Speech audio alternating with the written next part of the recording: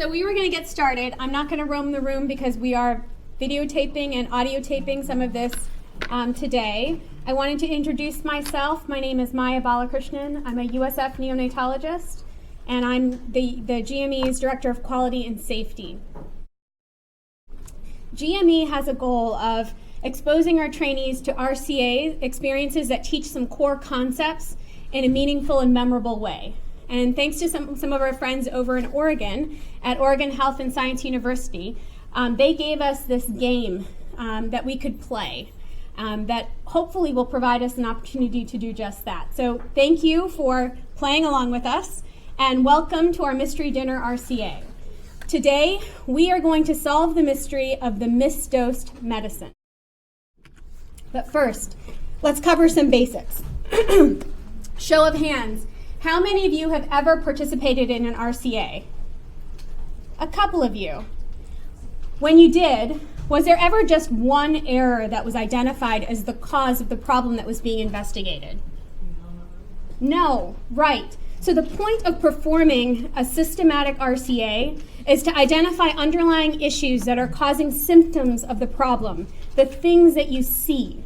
If we only focused on cutting down the weed, the quick fix, rather than pulling out the weed with its roots, the error or the near miss would just occur again. And that's where root cause analyses can be really helpful. RCAs are a systematic investigation into all the system issues that lead to an error. Historically, in healthcare, RCAs are associated with a lot of blame and shame. And we've learned that this type of approach, it really doesn't encourage people to want to report errors or to investigate the errors that happen. Rather, we found that to effectively conduct an RCA, we have to focus on the system issues and not just point fingers and blame individuals. Because the ultimate goal for any RCA is to make the system better and to make patient care safer. There are lots of tools that are available to help us to effectively conduct RCAs, and we want to teach you some of them today. One simple technique that we can start with is to embrace your inner child and simply ask, why is something happening? That's called the 5 whys technique.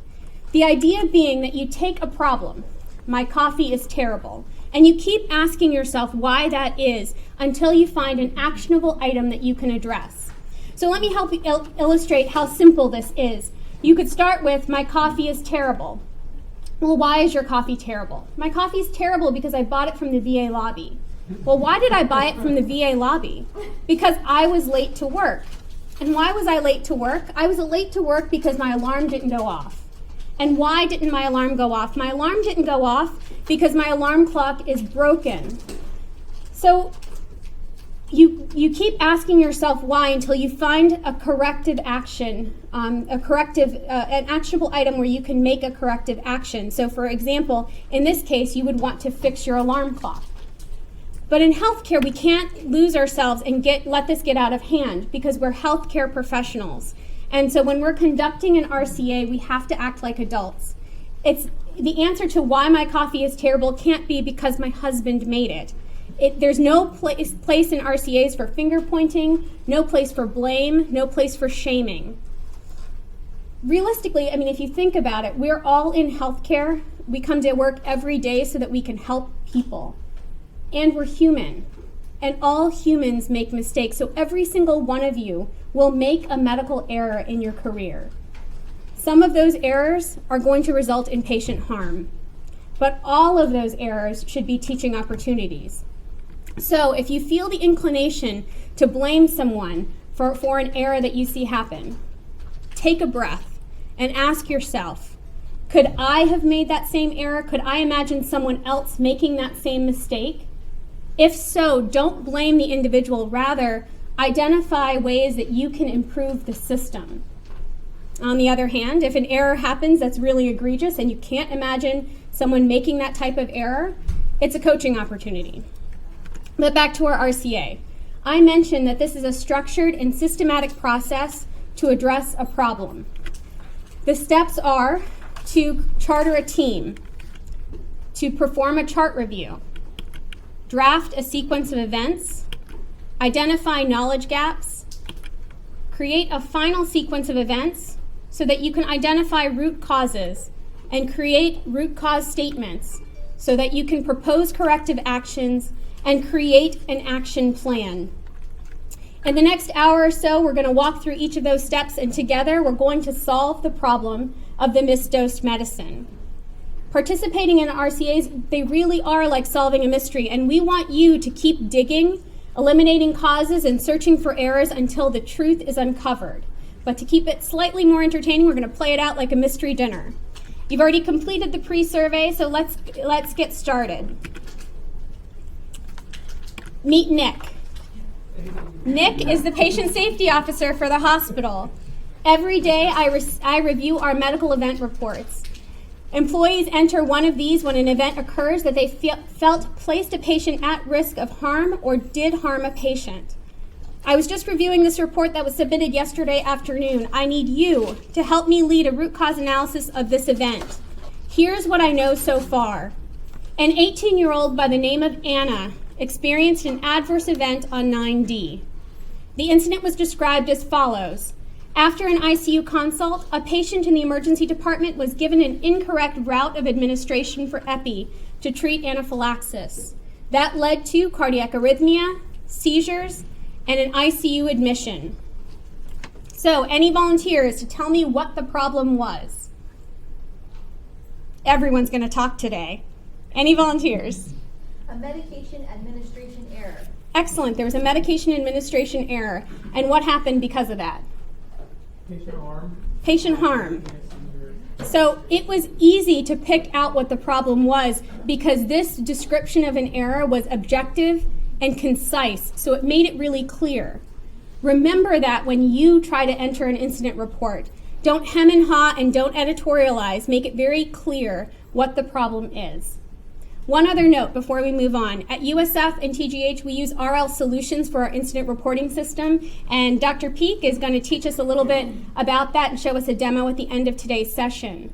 But I wanted you to know that even though the interfaces for these different incident reporting systems might look a little bit different, they commonly ask some of the same things. They commonly ask date, time, place of the event, a patient identifier, and they want you to provide a concise and objective description of the event. So your facilitators are going to show you what Tampa General Hospital's RCA summary form looks like so that you can be familiar with this, and that's what's used when we conduct RCA investigations here. But back to our problem. We know that epinephrine was incorrectly given to a patient who then experienced an adverse event. And because errors and serious events like this, they're complex problems, I know that whenever I'm faced with a complex problem, I like to invite a lot of friends to the table. So let's charter our team. Some keys to chartering a team are that the team should be interprofessional, they should be reflective of the involved departments, and they don't always have to involve the individual who was actually involved in the incident. If you thought about this incident, who do you think should be involved on this team that's investigating this root cause analysis? Anyone can jump in and answer. Pharmacist. Pharmacist, perfect. Who else? Palm crit. Palm crit. Who? Sorry? Emergency room nursing. Anyone else you can think of? The emergency room physician. Emergency room physician. The patient if possible, and maybe even the patient safety officer from the hospital. So great, I think you guys caught everyone. Now we want to dig into the details. We want you to do a chart review. Chart reviews are really, really important because they tell us clues about what happened. So your facilitators are going to give you each a patient chart and the TGH event timeline. We want you to use that tool to note down any clues that you find and any questions that you have as you read through the case. And you have about 5 minutes to read through the case and then about 5 minutes to discuss it as a group.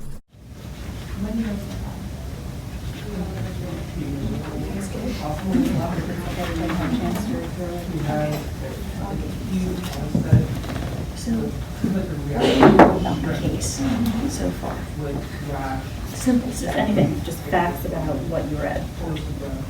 She was out at a family restaurant. A shrimp developed anaphylaxis. Okay, but patient got anaphylaxis. Okay, what else do we know?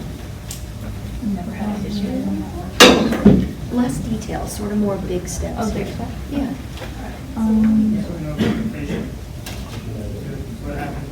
The history of asthma. Okay. She picked up the other one. So when she got to the ER, who initially evaluated her? It was the intern. ED intern? Yes. Okay. And what did he do? I gave her 1 liter IV fluid and 100 milligrams of prednisolone. Okay. So IV fluids and steroids. Okay. What else happened? After she didn't respond, Uh-huh. then he gave epinephrine, or ordered epinephrine. He ordered epinephrine. Okay. So we know he ordered epinephrine. Do we know how he ordered it? He ordered everything with the route, with the administration route, except the epinephrine. With the epinephrine, he just Okay, ordered. exactly. So we don't know how he ordered it. Okay. So we don't know the route. Okay. What else about that ordering process? ICU fellow. Okay, so he called the ICU fellow. Do we know if it was an official consult or it was just a call? Okay, so we have a question about the consult related to home crib. Okay, so that's on what we don't know, probably what we want to know. Okay. What else do we know? Do we know want to know?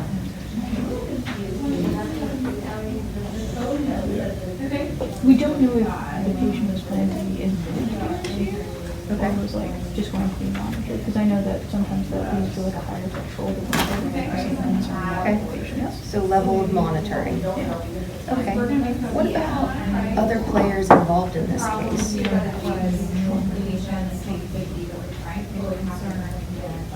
So who administered the epinephrine that was ordered? The nurse did. Okay. So we know that the nurse administered the epinephrine. What's that? That one specifies the route of administration. So we know that she was given IV based on the nurse's note. And we have some kind of initial interventions, so cardiac monitoring, OT monitoring, just like the level of intervention for nursing. Okay. So what else do we potentially want to know?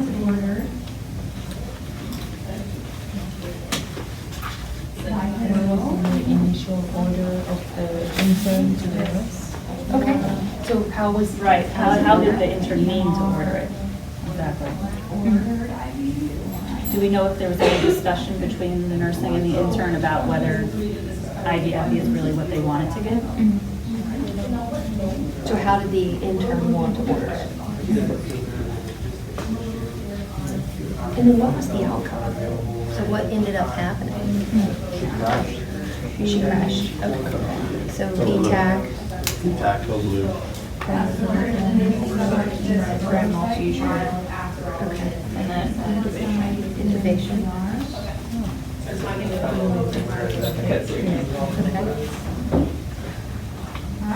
Well, Go ahead. I guess what we don't know is like, what does, like, how is this ordered? And I'm assuming this is like electronic. So like, do you just type epinephrine, and like Okay. epinephrine is the thing that you type in, or is it like, you know, do you have like an allergy order set? Okay. You just like push. Great question. Great question. How was it ordered? And then one other player that I think we don't want to lose sight of, based on our team that we developed. Sure. Who are we missing here? Pharmacist. Pharmacist. So where was pharmacy in all this, right? That's probably something we want to know too.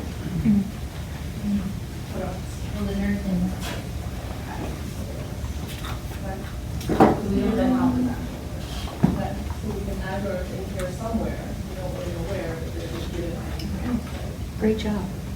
Facts you know? What else do you need to know? I guess I'd want to know, like, if she had really bad angioedema, kind of why the plan was to give her steroids Oh, first okay. versus giving epinephrine. Okay, so maybe history. Or I was wondering, like, did anyone evaluate the patient for any need for intubation, right? If she has angioedema, probably like a difficult airway, like up front. I can tell you guys, for the purposes of this activity, there's a lot of different avenues that we could explore and a lot of different errors that were probably made. We're really going to focus more on the ordering of the medication and the route that it was given. So, because there's a lot of questions that I had too, like, where was the attending and all this, and where was the nursing manager and all this, but just for these purposes, I think you guys hit everything that's important for our case.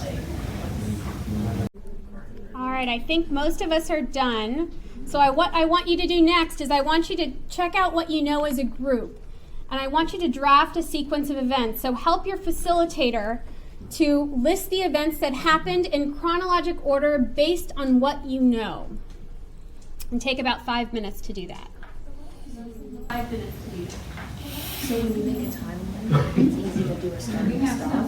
So that could be sort of set us up with anaphylaxis and then code blue. So what happened in between? Anaphylaxis seen by Start with the intern. well, The intern, seen by your physician. Perfect. So then, seeing that your physician ordered What happened after that? I can write more if we want to. response, or Right. Reassess and no response. And then what did the ER physician do? Or call ICU. Call ICU. Then what did he do? They weren't working, right? Patient still not ready. Perfect. So he ordered the epinephrine. Okay. And follow the recommendation. They gave the epinephrine. So recommended 0.3. Warren gives IV epinephrine. Okay, so after that. Okay, great. See, one thing about RCAs is the better job you do in the beginning, it makes every step a lot easier. So you guys knock this out of the park, so the timeline is a lot easier when you get all the steps.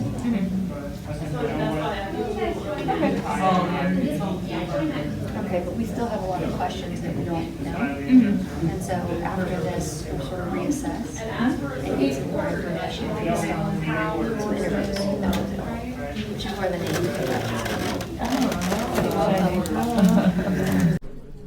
All right, so I think everyone has their timeline drafted out. Do we all agree that this is what happened? We had a patient who presented with anaphylaxis. The ED intern evaluated the patient. The ICU fellow recommended epinephrine. Then the ED intern wrote for 0.3 milligrams of epinephrine. And then the ED nurse administered 0.3 milligrams of epinephrine IV. And then the patient developed ventricular tachycardia and seizures that required intubation and an ICU transfer. Anyone disagree with that general timeline of events? Great. So now we're ready to investigate some of the lingering questions that you have, some of those things on the what we don't know list. Your facilitators are going to help you interview players in this error. So you have players and then there are interviewers. Each of you will have a role to play, but don't worry, it's all scripted out. And your facilitators are going to help guide you through this in the next 20 minutes. I'll be the interviewee, and then it kind of goes back and forth, back and forth. So I go. Yep, exactly. All right, so I'm one of the root cause analysis team members, and our team is trying to get a better understanding of what happened. I think it's important to point out the purpose of this is not to blame anyone on the team, just to talk to who's involved in the case. We want to learn about any issues with how our hospital system delivers care that could improve this and prevent future medication errors. Can you tell me about what happens from your perspective in the patient's care? So I feel really bad about this case. I remember wanting to take care of this patient as soon as they came into the ED because I'd never treated a case of anaphylaxis before. I was pretty sure about what to do, but I just seen the ICU fellow, so I asked for help. The fellow agreed with my assessment and recommended giving 0.3 milligrams epinephrine and 50 milligrams Benadryl, then had to leave to see another potential admission. Come to think of it, I'm not sure the fellow specified the route. Okay. It sounds like you and the ICU fellow had a good plan in place for the patient. What happened next? I ended up entering the orders in the EMR, but was kind of in a rush because the patient was getting more symptomatic, and the nurse needed orders. I couldn't remember which route to give the epinephrine, and EMR defaults to IV, which I didn't think would be a problem as long as the dose was correct. Actually, now that we're talking, I can recall the order menu being kind of confusing. Here, let me show you. We can look through the EMR together. Got the EMR right here.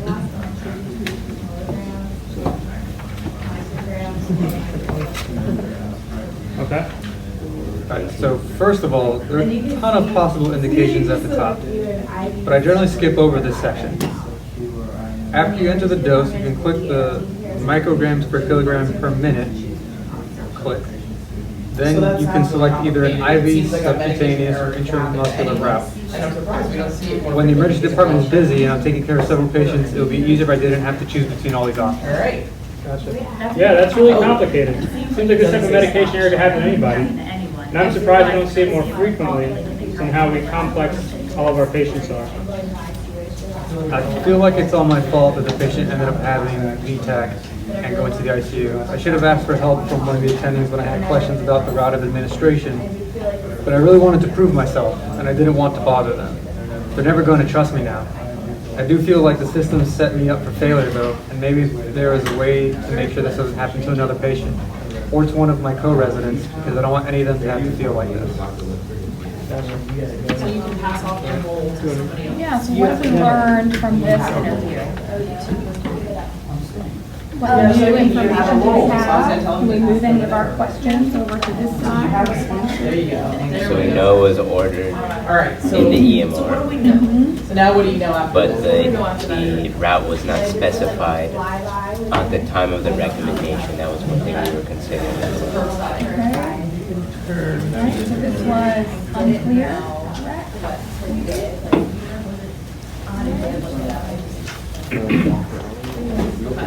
Okay. Yep. The order right here is the epi. Do we know how Peter, ICU fellows? I get nervous hiccups. By the intern. And then you ordered an IV because, Right. which is what pot would default. IV and EMRY.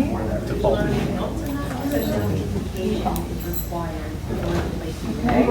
Yeah, I just wasn't sure about the route, but didn't clarify. Yeah. I'm positive still how you ordered it. And I would also put up here, right, maybe you as a little We'll probably find that out when we talk to pharmacy. unsure, right? In the management of this. So it doesn't make you. Yeah, if you skip the Right, we have some indication. questions about Okay. supervision still. And one other question I think we can answer in here, or maybe so. Okay. Anything else you want to add that we found out? The top box, you know, click any of them? We're not sure. I guess there wasn't a hard stop on the top box. The order, the default to IV, and no Indication. indication. What was she kind of talking about?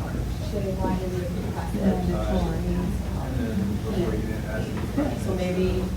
I don't know if it's important, but the intern felt like he couldn't answer or ask questions in a safe environment, or he wouldn't be like he's made to feel bad about asking questions like that. So that could be part of that.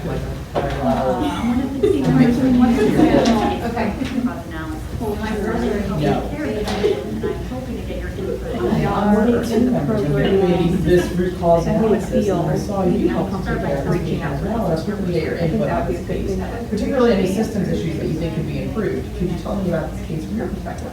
All right. Yeah, that was a crazy Let's talk to our day. They next slammed on the ICU and had several admissions coming in at Dr. once. Romano. I had to leave when the intern grabbed me, but I didn't have a lot of time right then. I discussed the Dr. patient Romano, briefly and I'm one of the team members reviewing this patient's route for this patient's cause, I the had root to cause go assess analysis. another patient with I septic saw that you shock, helped but take when care I of the came back to patient, the hoping to get your room, they were inpatient tachycardia and seizing. input on the patient's The ED case, intern and attending particularly were there, systems and they looked at the issues patient that and you they were thought could be trying to improved. cardio over her. Can you start by I telling me wasn't sure about the how case that from your happened, having perspective? insight into why was a crazy Ultimately, day. the patient needed to go to We're getting ICU. sent into the ICU, we had several admissions coming in at Do you have once. any insight as to I happened to be in the that ED when the intern grabbed me. I didn't have too much time at that point. But we discussed the patient briefly. I recommended that she get epinephrine, antihistamines, for anaphylaxis. I went to go assess somebody else in septic shock. When I came back, this patient was in VTAC and seizing. The intern and attending were with the patient, and they were preparing the cardio for her. Wasn't really sure how that happened. Ultimately, the patient needed to be admitted to the ICU. As your team learned more about the patient, did you have any insight into why she had complications in the ED? Yeah, we ended up admitting the patient to the ICU for close monitoring after she was cardioverted. Were you officially Looking through the consulted, or chart, was I saw that the the patient received an IV epinephrine rather than an IM, which we typically only give for refractory. That could be the cause of her VTAC. Once she was admitted, she didn't require any more epi and had a stable cardiac rhythm. Was able to finish before the next day and discharged the following day. Well, I'm glad the patient ended up doing well, didn't have any long-term complications. You mentioned you discussed the patient with the ED resident in the ER. Were you officially consulted? Was it simply like a curbside? How does your department typically handle those situations? So since the ED usually handles anaphylaxis without our input, I didn't think the resident was officially consulting me. We worked together during an ICU rotation in the past, so I thought he was asking me for a patient. Our department has been debating how we should handle these curbside consults. We've definitely been burned before when a fellow has offered verbal recommendations, and I think it sets us up for incomplete communication. It did in this case. Thank you. So what do you guys think we learned from Dr. Romanoff? What new things came to light? Is there an issue with the being consulted in the ED, like not officially consulted, just close that? Yeah. There could have been some miscommunication because the fellow was pointing at her story. She was overworked, maybe like understaffed. She was busy in the ICU and taking care of people in septic shock. Oh, I wish I had a nurse There could have here. been a miscommunication at some point. Oh, you have a nurse.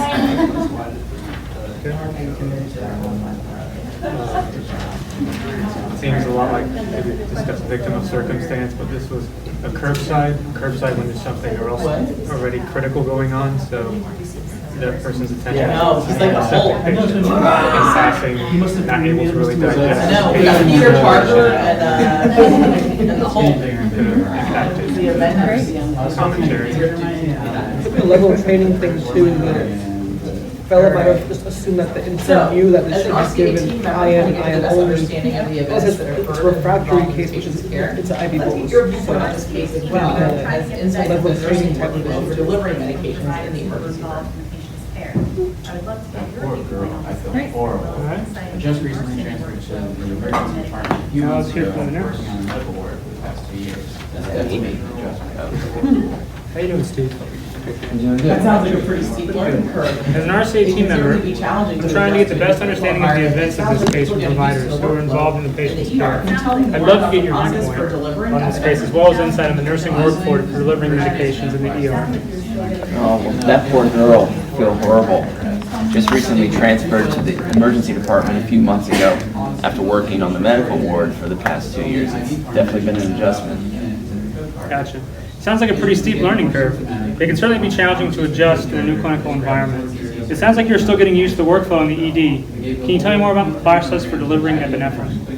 Honestly, this is the first case of anaphylaxis that I've seen in my career, even though I've given epi before during cardiac arrest.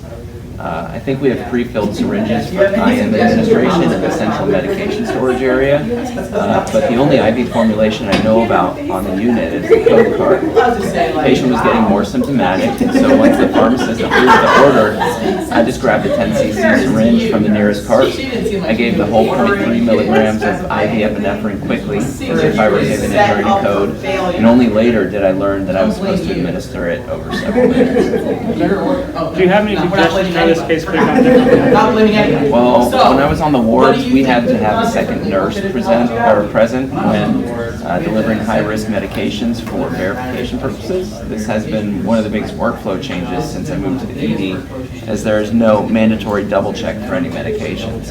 I guess I could have grabbed one of my colleagues, but I don't know everyone yet, and I'm still getting settled in my new position. Gotcha. All right, so what do we learn from the nurse? We learned where the epinephrine came from. It came from a code chart. Pharmacy approved it. Approved by pharmacy. And the nurse wasn't up to speed on kind of how the workflow is in the ED. Lack of that double check built in.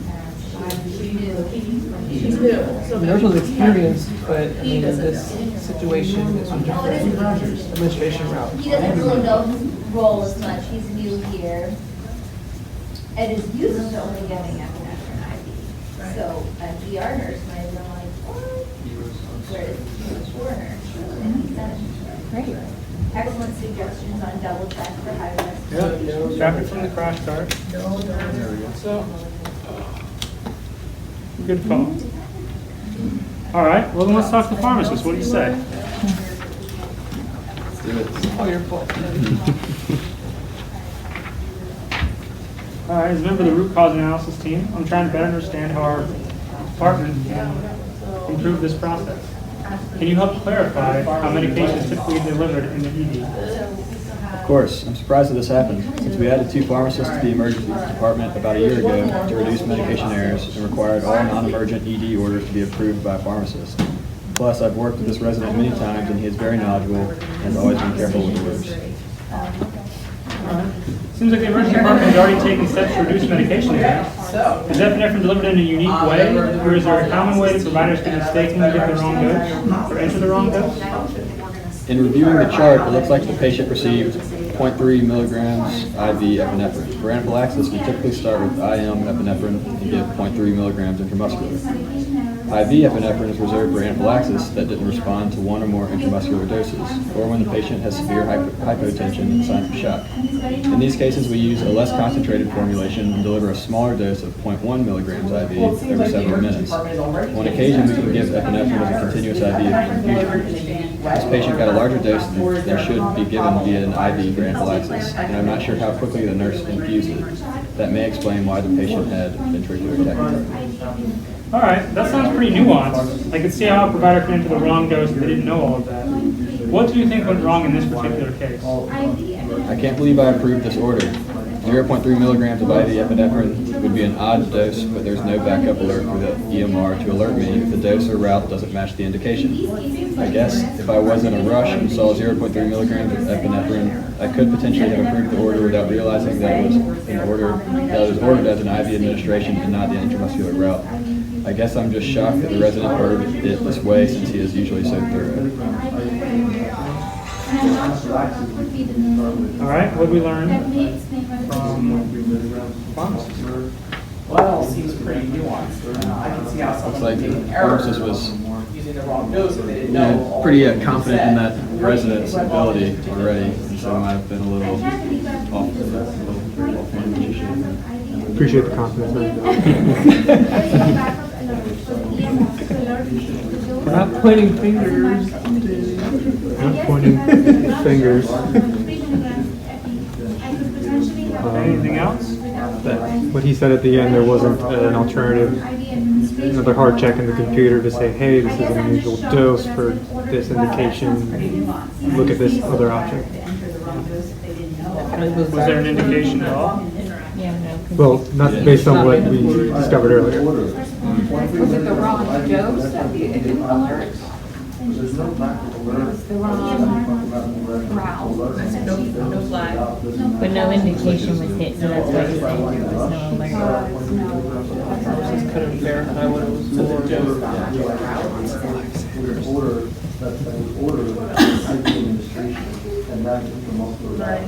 Just know. Sounds like he was busy too. Looks like we've answered most of our questions, right? How is the dose normally flagged? When they talked about that. I think that most everyone is done. So how does everyone feel so far? It's not too bad, right? We've done a lot. We've chartered a team. We've performed a chart review. We drafted our sequence of events. You've identified some knowledge gaps. And now I want you to work with your facilitators to finalize the sequence of your events.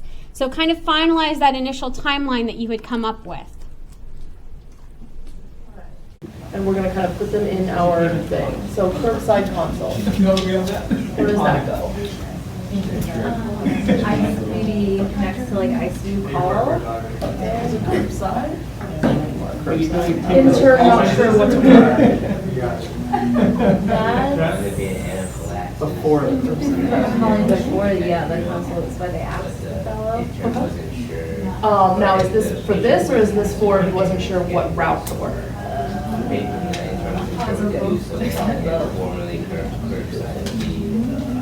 right there, yeah. Right there. Route from the ICU not specified? So next to the curbside. Next to the curbside, or next to the fellow recommendation? Menu confusing. Not sure what to order. Here's our internal orders. No indication on order. Same area there. IV is default. So these are kind of all. No formal consult? So up there with the curbside. Didn't go to attending. So that probably goes up to intern eval between with respiratory here in there, yeah. Had defined IV epi. After intern orders epi, before epi given. Pharmacy approved? Same area. Okay. Pharmacy approved. No double check on increased risk meds? Same before, yeah, right there. Right here. Over between here. No flag, if no indication. No alert on dose route mismatch. Same area. Same area. New nurse. New nurse. We don't necessarily have to have a space for everything. It's Somewhere kind of generally over here. Does everyone kind of agree on this general timeline? You have a patient who presented with anaphylaxis. Then the ED intern evaluated the patient. The ICU fellow was curbsided for advice and recommended epinephrine 0.3 milligrams, but the route was not specified. The ED intern ordered the epinephrine dose at 0.3 milligrams IV. The pharmacy approved that intern order without noticing the incorrect route, and so the nurse took the epinephrine from the code card instead of waiting for it to come up from the pharmacy. The ED nurse then gave the patient 0.3 milligrams of epi as an IV bolus, and then the patient developed ventricular tachycardia and seizures and was admitted to the MICU. Did anyone identify a different sequence of events? Great. So now we are ready to identify some root causes. I want you to take the next couple of minutes and answer these two questions about each character. 1, what was the main issue that went wrong? And 2, why? So take about 10 minutes and do that. This is where we're going to go through our 5 whys. We're going to go through each of those And different your places. facilitators can give you TGH's fishbone and 5 whys diagram. In that packet in front of you, the 5 whys diagram and the fishbone are in there. So for each of these places, we're going to figure out what the big thing was that went wrong. There's multiple things that went wrong. And in a real root cause analysis, you can go through all of those. But for our shortened time frame, we're really just going to look for the biggest thing. So in the emergency department, what went wrong?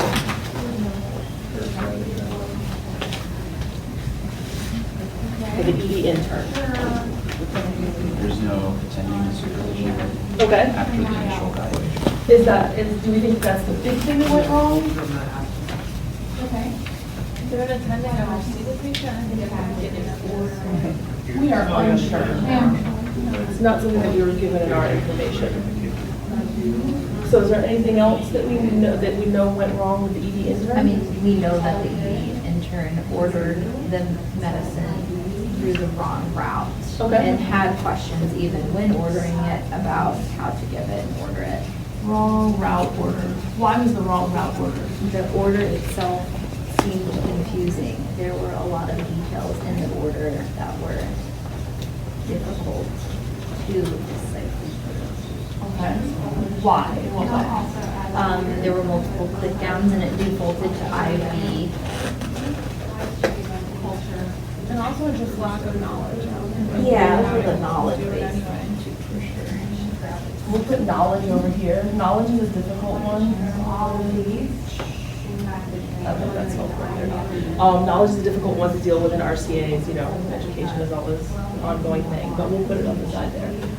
All right. So the goal of when we do this is to get to a point where we find something that's actionable. So do we think that defaulting to IV is actionable, or is there something else below it? So why is it default to IV? Can we do something about that? I would say like before even getting to that point, you have to indicate that before, maybe just indicating a red tag there that unless you indicate, you might not be able to proceed to the default drive. Okay. Yeah. So those are two actionable items. I'm going to put the indication in. All right. So indication. We can kind of slash. All right. So ICU. What was the big thing that went wrong with the ICU fellow? I mean, this one kind of sucks because they're just like buddies and he just said, hey, what do I do for anaphylaxis? And they're like, oh, 0.3 is epi. So, I mean, technically they didn't specify that it needed to be IM versus IV, but it still wasn't a formal consult either. So it was a curbside. Yeah. So why? Well, in a situation like this, how would you even have time? Yeah, Do a formal consult. you know, anaphylaxis is really something that the emergency department, and even the fellow said, like, that's usually handled by the ER, which is a short get. So. And yes, it's normally handled by the ER, but in this case, the ER intern approached the ICU fellow and asked for the information because he didn't know it. We're unsure what the attending was. So is there a way that we could kind of fix that arm of things? Come up with the most superficial first question. Have anything to do with ICU, I think it goes back to attending supervision. Okay. You're coming up So with attending supervision for over here. So we've got kind of two checks over here. But if we're going to call the ICU, so that we're going to call the curbside kind of the big issue in the ICU. Like you talked to say, don't do curbside consults. Okay. We need to formally put in a call or a consult or something. And that wasn't done because? After their friends, they just call it. Okay. And there's like no real policy in place about that? So is that something that we can do something about?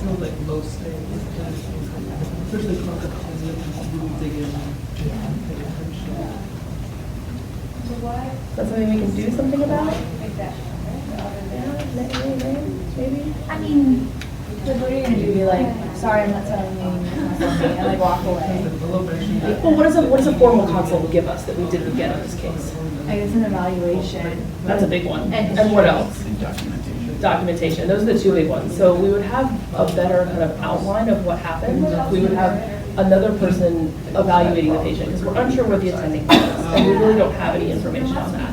So given the players that we have, if that ICU fellow actually did a full consult and evaluated the patient, we would have that evaluation and then documentation of the actual recommendations. But like in an emergency situation, I don't think the ICU fellow would have added this. You would have like come by in an hour or two. Probably not. What about nursing? What did nursing do in this case?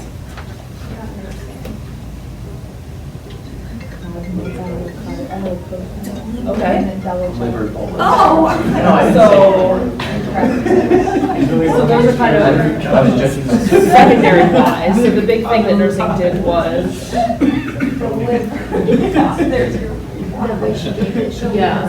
so gave IV bolus. And why? There's no instructions on how to get it. Okay. What else? Only giving it. What else? I mean, there was a lot of experience there in the emergency setting like that, so. Unfamiliarity? Lack of experience. Not doing a double check. Process.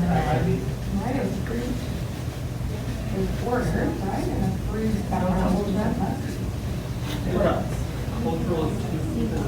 Any of these that we can action on? Anything that we can change to make that a safer process? So with like the high-risk medications, it sounded like pharmacy was supposed to send it, but nursing assumes there's like their responsibility to get it. So if that comes with the order, like the pharmacy will send it. Okay, so policy in place for high-risk meds? This is reviewed in this committee. Okay.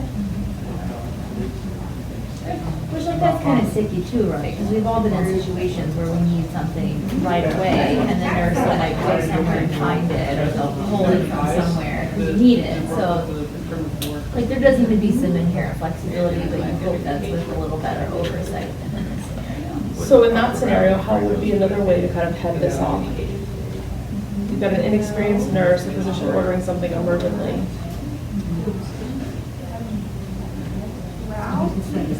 Why? Like I would say a code is anaphylaxis, right? So if I set up specifically a syringe that's an IM only anaphylaxis on the syringe, right? Versus EpiPen for BPAC.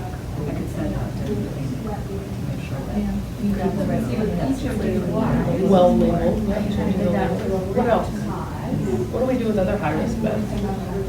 Blood, insulin. Or like verify that that's more administration. Verification. So if you have a secondary verifier, you know, one of them may be new, but the other one may have more experience with what's happening, right? So maybe that could be built into our policy. What about pharmacy? Pharmacy's role. Pharmacy's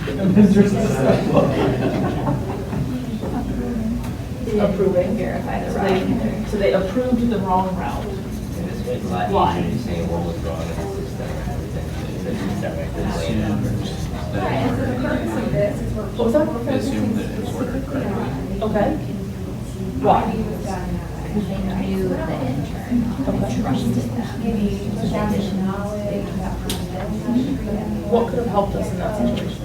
What's something actionable for that? The indication put on there, and the pharmacist said that it was clicked for anaphylaxis and said, hey, are you sure you want this IV or do you want IM? So if there was an indication, what would happen on the pharmacy side? Then they should have clarified the route of administration. Hopefully they would have gotten a flag, right? Yeah. Yeah, so no flag. We also mentioned doing, like, making sure that you have to click an indication. But what if we also put it up to that, like, if you click your indication and then it automatically then default to IM? Lawsuits are not paying That's great. That's like a forcing function. So those are the things. So we're talking about solutions now, like we've got the solutions part. But these are the, you know, that's a great thing. Yeah, if you click an indication, it automatically defaults to a safe dose. Another thing is if it's going to default without an indication, or if we don't put an indication, default to something that would be a safer dose than 0.3 milligrams IV. That's not super safe. Yeah, that's great. And we'll talk about all kinds of ways that we can fix this. So our issues here, is everything there actionable? Can we think of something to do about each of those things? I think most of it goes around like the way it's ordered and administered, from like the computer to pharmacy to nursing. I don't think you can do much with knowledge, and you can do it on an individual basis for that resident, and then maybe some cultural stuff with the attending supervision. But for the most part, it's all going to be actions based on how you order it or administer it. Knowledge is a super sticky one because it's not really sustainable. You know, you can educate, but you can't force somebody to use It that. looks like you guys all had very productive conversations. And it looks like we know now some of what went wrong. Your facilitators helped you organize this into a fishbone diagram. So a fishbone diagram is also known as a cause and effect diagram or an Ishikawa diagram. It was named after the guy Ishikawa who came up with this fishbone diagram. And because he was Japanese, they tend to read from right to left. Because of the orientation of our papers, they're reading from up to down, or down to up, but it's supposed to read from right to left. And usually what happens is you see the head of the fishbone having the error or the effect that you're investigating. And so that would be on the right side of the slide. And then you have all the categories for the root causes as the smaller fishbones. Here, the categories that are used are manpower, equipment, environment, and methods. But your facilitators used the ED, ICU, pharmacy, and nursing. So different places are going to use different categories, and this just kind of made sense for the root cause analysis that you're doing. So, did everyone come up with these responses for the emergency room? What went wrong? An intern ordered the wrong route of epi. Why did they order the wrong route of epi? Because there was a poorly designed epinephrine order in the EMR. And what specifically was poorly designed? The EMR defaults to IV for epinephrine dosing. Everyone got that? In the ICU, what went wrong? We had a non-specific verbal recommendation for epinephrine. And why was that recommendation non-specific? Because the fellow was not providing a formal consult. And why was the consult informal? Because there was an unclear policy regarding consultative services. Everyone got that? In the nursing area, what went wrong? We had the RN who gave an epinephrine dose versus via IV bolus. And why did that not raise a red flag? Because the RN didn't know the routes for epi. And why didn't they check with someone else? Because there was no standard verification process for high-risk medications. Everyone got that? Great. And in the pharmacy, what went wrong? We had the pharmacy approve the wrong route order for epi. And why didn't they catch the wrong route? Because epinephrine alerts are for dose and not for route. And why did they not have an alert for route? Because the epinephrine indication is a non-mandatory field. We all got that? Great. Some of the groups, like ours, might have also added some additional stuff about kind of culture of each of these different departments or certain biases that they may have had with the interactions. So our group also had a lot of Additional causes related to those. Did anyone else have any other additional causes that they wanted to mention? We discussed quite a few times about attending supervision in the ER and how that played into it. What about you guys? Did you have anything else that hasn't been mentioned? We talked about some of those biases too, like the pharmacist said, they know this resident and they're usually great, so they check the order as clearly as they may have. Great. Sounds like you guys had all good, productive conversations. So now that we have on our fishbone some actionable items, those are the ones that are in red, those are your root causes. So congratulations, you just made a fishbone diagram. Good job. But we need to, we can't stop there. We need to go on and create some root cause statements so that you guys can develop some corrective actions.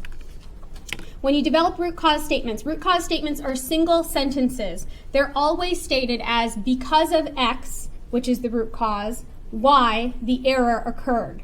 Since you just went through this, I'm not going to make you do this in your tiny groups. We're going to just go through it together. So in the ER, because the order of epinephrine defaults to IV in the EMR, the ED intern ordered the incorrect route of administration. Everyone agree? In the ICU, because there's not a clear policy regarding consultative services, the ICU fellow provided non-specific verbal advice that may have been misunderstood. Everyone agree? In nursing, because there is no standard verification process for high-risk medications, the ER nurse did not catch the medication error. And in the pharmacy, because the indication is not a mandatory field in the EMR, there is no red flag for route of epinephrine administration, and the pharmacy approved a wrong route but correct dose of medication. This makes sense to everyone, right? So now that you know your root causes, you can come up with causal statements. Those causal statements can really help your team so that they can determine corrective actions, which is going to be your next step. But first, let me share 2 key principles. 1, humans make mistakes. Error is going to be inevitable, and that's a given. Because despite our hard work, our best intentions, none of us is perfect. 2, user system interfaces can affect human behavior. So if you think about it, even in our current daily work, if you try to put in an epic order and there is a mandatory field, you cannot enter that order until that mandatory field is addressed. Another example, I work in an ICU. So if I was in an ICU and I turned to you quick and I said, quick, hand me that heparin flush. Of the two options here, which of you would prefer having your Pyxis pull from option A? No one. Option B? And why is that? Because it looks different, right? So designers recognized that lookalike medications can present a potentially fatal flaw. And because of that, they intentionally made containers look different. So they tried to make it easier to do the right thing. It's not enough to tell someone, just work harder or work smarter or work with fewer errors. It's really about designing systems to support the physical and cognitive work of clinicians. So keep that in mind as your team determines some corrective actions for this case. When you pick actions, pick ones that can reliably prevent the identified error from reoccurring in the future. People actually have studied this. They studied the effectiveness of different types of corrective actions, and they found that there are some actions that are more reliable than others. For example, having a computerized or automated solution like this best practice advisory, where you have to acknowledge a reason, that's a more reliable option than some other available corrective actions. Checklists, like the surgical safety checklist, it's only going to be reliable if you use the checklist and you use it as intended. And then you have education.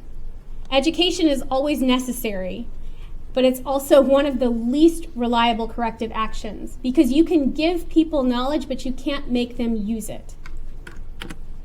So back to our mystery. We know our root cause statements. We know what some corrective actions are. We know the levels of corrective actions. So I want your teams to propose 2 system changes to prevent each of the root cause errors that you found in each of your departments. And then we're going to share that together. So take the next 5 minutes and try to do that. All right, so in the ER, right, the intern ordered the wrong route of the epinephrine because they were already close to getting an IV. How do we fix that?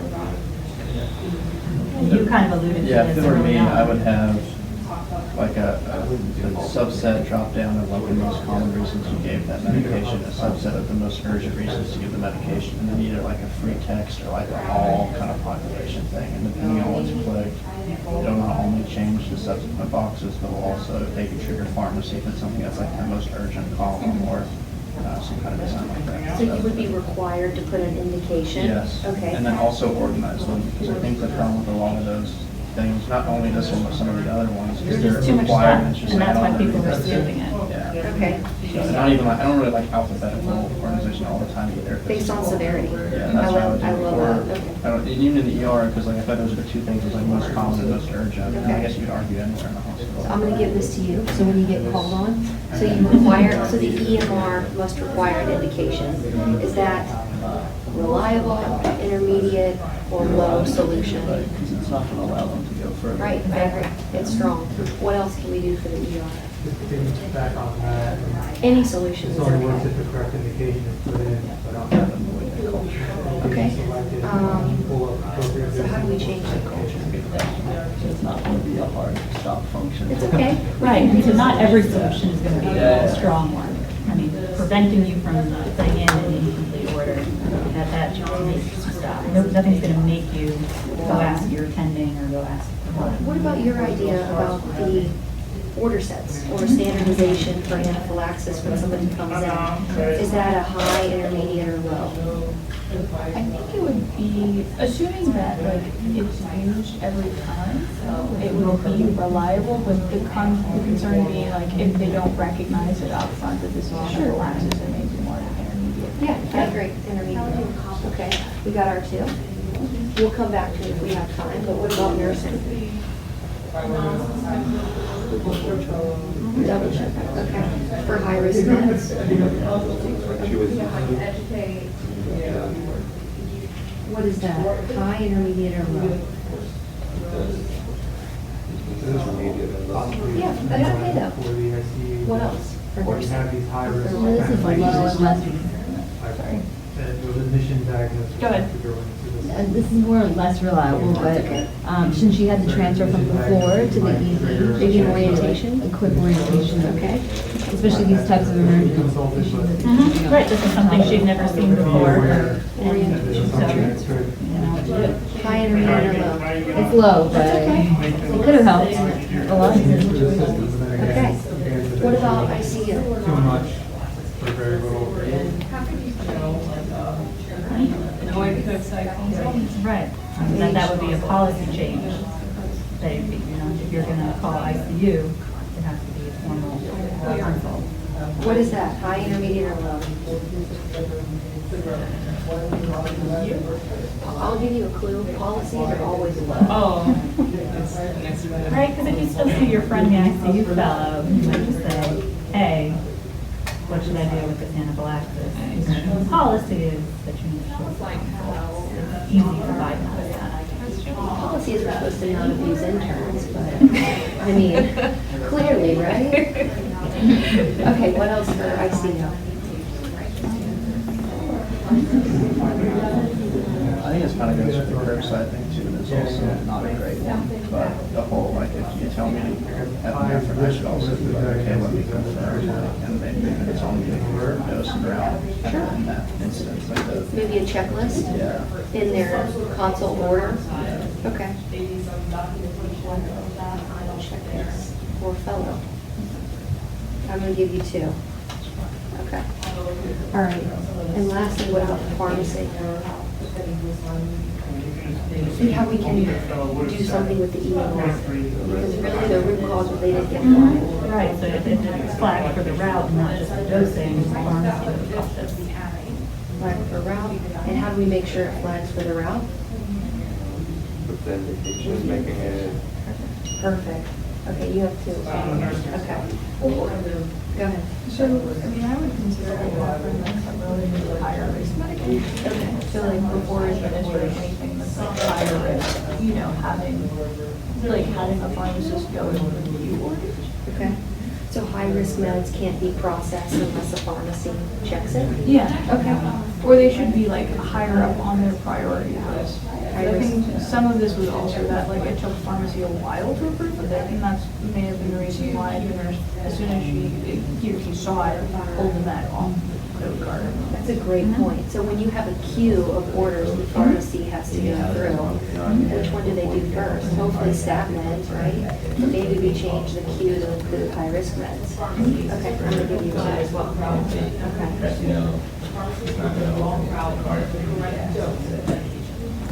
Okay. Any other solutions for anybody? Also for nurses, I know like new nurses on the floors will have more experience, like a buddy that can help them. I don't know how engaged this nurse was, but having someone like that they could feel comfortable. I mean, it's like a low, less reliable solution. But at least it would have been. Have an assigned person Yeah. as your backup, then you don't have to live here without asking people you don't know. Because we just put a stop function, Buddy system for technically, nursing. the nurse can You do now without have really 3. getting into GD. Check, like, things are really crazy, like, okay, I don't have time to just go through it. But then we can also, that redundancy. It seems like everyone was kind of busy, like the nurse was busy, the intern was busy, so like everything was kind of rushed. Staffing issues. So I mean, if there was like maybe an extra person. Okay. So an added staff member? Okay. High, intermediate, or low? I mean, that's probably low, but. Okay. Right, the more rushed you are, the more likely each of these people are going to make these mistakes. Okay, added staff for nursing. Or residents, well, like if there's another intern around, take the load off of this intern. Good. Maybe you could have looked up what the dosing was, or had a longer conversation with ICU, or found the missing attending and confirmed what to do.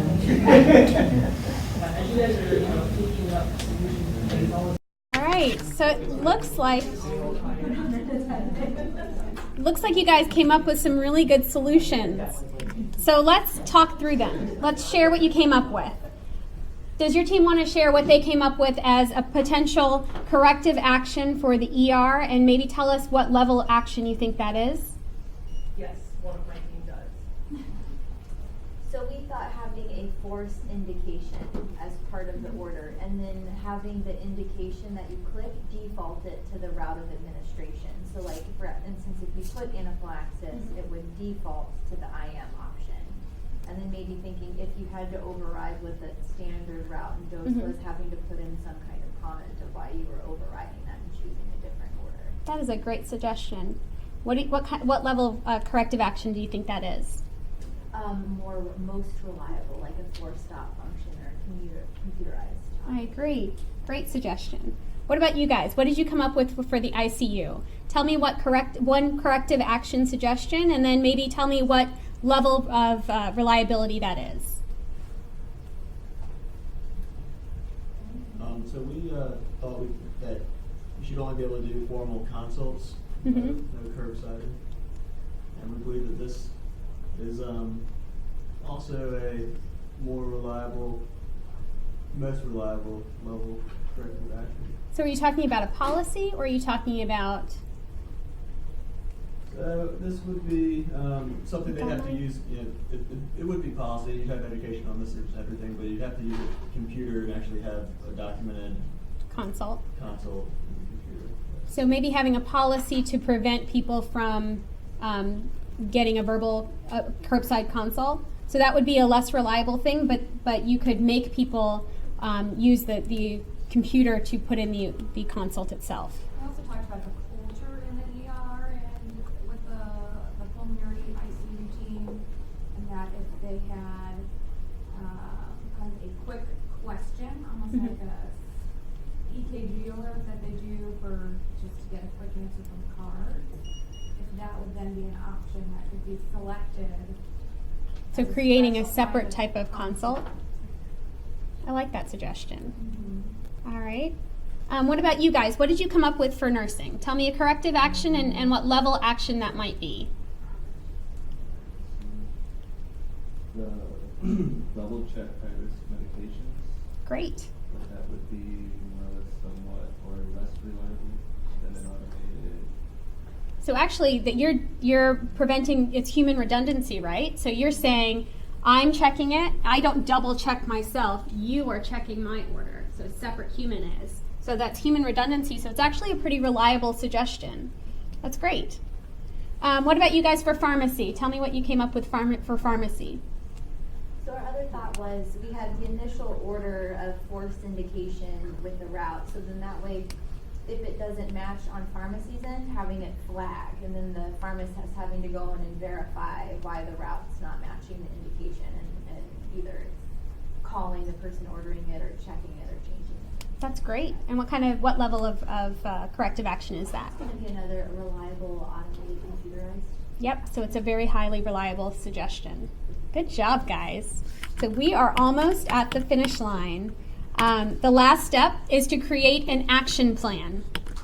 And action plans are really important because this is a root cause analysis in action, or an RCA squared. So when you develop your action plans in real life, includes all the stakeholders for your problem. So your team that you chartered. Plan for the who, what, and how of the solution. Have a timeline about your plan and a way to measure whether or not there's success or compliance with whatever plan you come up with. And with that, congratulations, you have just completed an RCA. So let's quickly recap what you guys covered today. You did a lot. You chartered a team. You performed a chart review. You drafted a sequence of events and then identified your knowledge gaps. You guys then used the information you had to come up with a final sequence of events so you could identify root causes, create root cause statements, propose corrective actions, and then create an action plan. So great job on that. And that brings us to the end of our mystery dinner. I hope that you all enjoyed today's RCA. Again, a big thanks to our colleagues in Oregon who shared this game with us. To help them out, please complete the post survey so that we can give them feedback on your experience today. After we do that, what I'm going to have you do is I want to debrief as a group, since this is the first time we've tried this type of activity here at USF. And then Dr. Peak is going to show you how to use RL Solutions, which is our incident reporting system.